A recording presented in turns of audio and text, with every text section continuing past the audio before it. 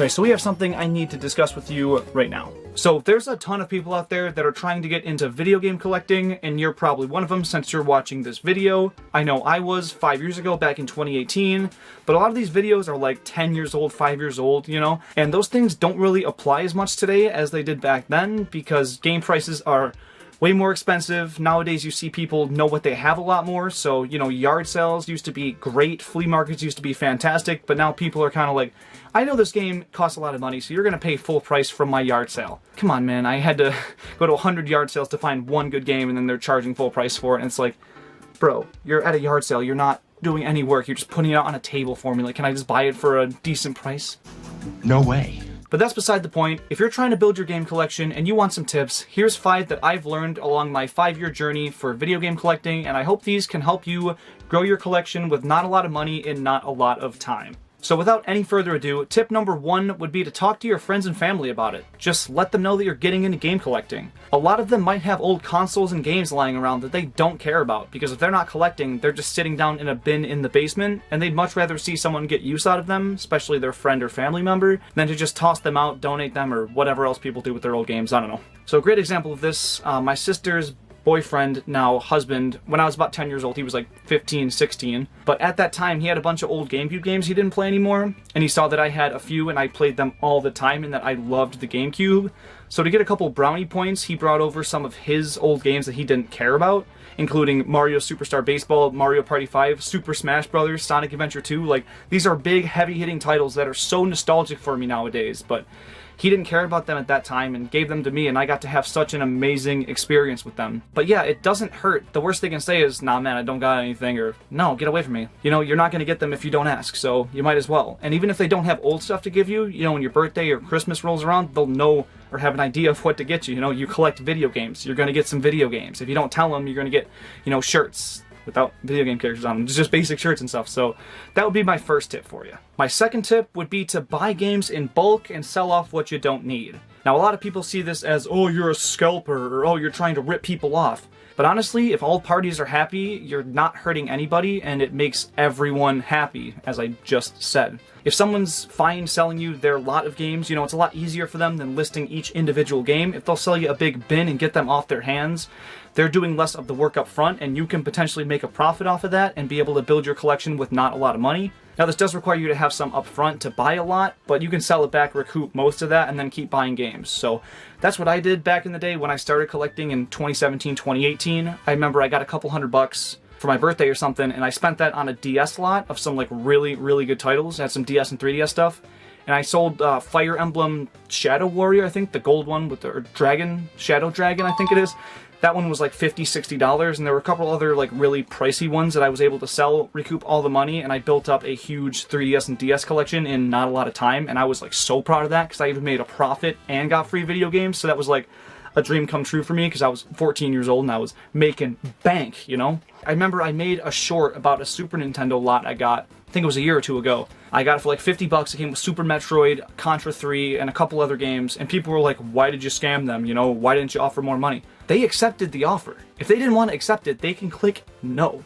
Like, the information is out there. If you're willing to sell it for less, there's no harm, no foul there. I'm super happy because I got the games I wanted. They're super happy to get them off their hands, and the person I'm reselling them to, I'm selling them at a lower rate than they normally go for, just so I can offload the ones I already have, so everybody is getting a good deal. That's an exchange. It's capitalism. I love capitalism. Okay, tip number 3. I actually have an example game here. Here it is, Futurama on the Xbox. So What's the show? You need money. I get it. Well, these days, we have way... I actually have an example game here. Here it is, Futurama on the Xbox. So the tip here is to sell the expensive games that you have only because they are expensive or rare. So when I first started collecting, one of the first games I bought was Futurama for the Xbox because I saw how expensive it was and I really wanted to have it just because it was rare and I like Futurama. But I wanted to get more games, so I realized that I should probably sell that so I can buy more affordable things. It wasn't worth having one game that I'd only play a couple times when I could get a dozen really quality games that I could get some real good times out of. So I decided to sell it, get some stuff, and I'm really happy I did that. I eventually found a good deal for it. That's why I have it now, but that's beside the point. If you're holding onto a game solely because it is rare or you think it's cool to have because it's expensive, you got to sell that, especially if you're trying to grow your collection right now. Get rid of that, buy some games to fill out your collection. That's way more valuable than just having one game on display. You know, you can get some use out of your collection. That's why we collect video games, because we want to play them, not because we want to hold them because they're valuable. Game collecting is a hobby because playing the games themselves is fun. That's why I got into it. That's probably why you're getting into it. So don't get in your head about how much things are worth. Buy things that you genuinely want to play. Tip number 4 might be seen as a bit of a cop-out, but collect for a system that's not super expensive right now, because game libraries are constantly fluctuating in value. I know when COVID hit, GameCube stuff skyrocketed, so that would be a terrible time to buy GameCube games. Instead, the Wii and Wii U stuff kind of went on a discount pretty much because everyone was buying those GameCube games, and I scooped up a ton of Wii U and Wii games for not a lot of money, and now those are starting to go up a little bit more. Well, the Wii is anyway. The Wii U right now is very, very cheap to collect for.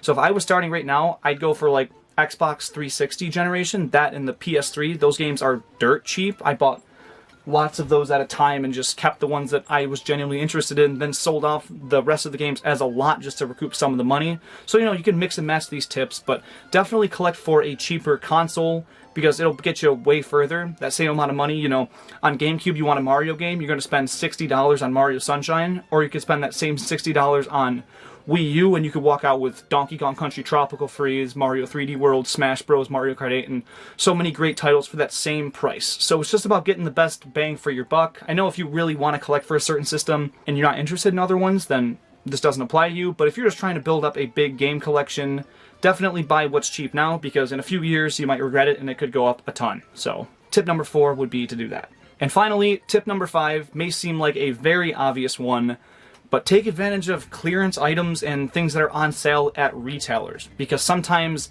they're just trying to offload their inventory and you can pick up a lot of games for close to nothing. I remember GameStop's website, they were trying to get rid of a bunch of older games, so they always had like a buy one get one free on $15 or less pre-owned stuff. So I picked up a ton of Wii games and even some N64 and like retro stuff, because online they have that in stock, and I got like Kirby's Adventure and games like that, and I got them at half price because I just sold the other one for the full price and was able to pay half price for a really quality game. And then they had one sale, it was buy one new game and get any pre-owned game 50% off. So I bought Paper Mario the Origami King, and then I got the pre-owned Conker's Bad Fur Day, which was $110 on their website, marked down to $55. Now it was worth like $130, but I paid $55 for Conker's Bad Fur Day.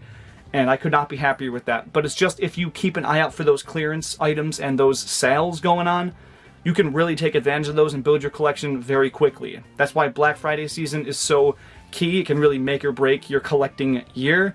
This year I didn't buy a ton, but normally I wait for that to get my new Madden game that I want to play, and really any new game that came out that year. You wait till Black Friday. Sonic Frontiers, I was so upset about this because I paid $60 for it on November 8th, and then literally within the month, Black Friday, it was marked down to $30. And I was just like, oh my god.